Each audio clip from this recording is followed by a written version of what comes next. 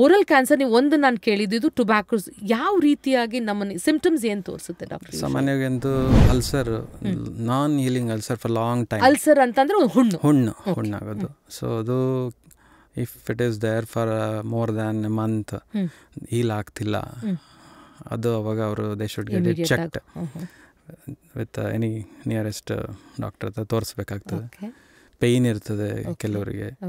ಆಮೇಲೆ ಡಿಫಿಕಲ್ಟಿ ಇನ್ ಸ್ವಾಲೋಯಿಂಗ್, ಟಂಗಲ್ಲಿ ಆದರೆ ಬೇಸ್ ಆಫ್ ದ ಟಂಗಲ್ಲಿ ಟಂಗ್ ಮೂಮೆಂಟ್ನ ರಿಸ್ಟ್ರಿಕ್ಟ್ ಮಾಡ್ತದೆ, ಸ್ವಾಲೋಯಿಂಗ್ ಪ್ರಾಬ್ಲಮ್ ಬರ್ತದೆ, ಆಮೇಲೆ ವಾಯ್ಸ್ ಚೇಂಜ್ ಆಗ್ಬೋದು. So this are all some of the common symptoms. So symptoms ಬಂದಿದ ತಕ್ಷಣ ಡಾಕ್ಟರ್ನ ಅಪ್ರೋಚ್ ಮಾಡಬೇಕು. ಯಾಕೆಂದರೆ ಅರ್ಲಿ ಈ ಕ್ಯಾನ್ಸರಲ್ಲಿ treatment results are based on the diagnosis stage. ಯಾವ ಸ್ಟೇಜಲ್ಲಿ ನೀವು ಡಯಾಗ್ನೋಸ್ ಆಗ್ತೀರಾ ಅದ್ರ ಮೇಲೆ the outcome will be decided. Very true, very true.